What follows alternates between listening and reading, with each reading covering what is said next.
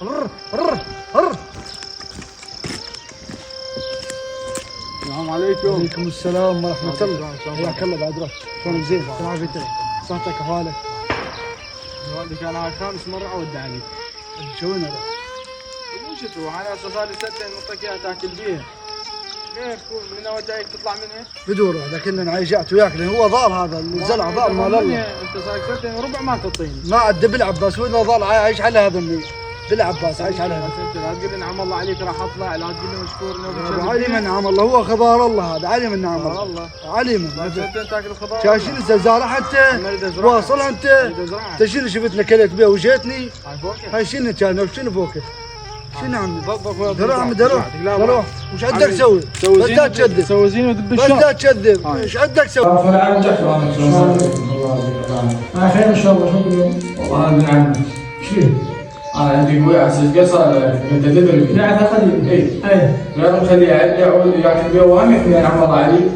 بس هسه اريد ازرعها. شو ما اقدر منها؟ ما اعرف. شلون كيف؟ والله ما اعرف شلون لا نعم ولا لا فهم. يعني انا اسوي راح يطلع. اي والله. بس راح ادق عليه وشوف. ندق عليه وعلي. لا على اساس. هو قال بالله. خلنا نقول لي ربع. يروح. بس هسه ان شاء الله.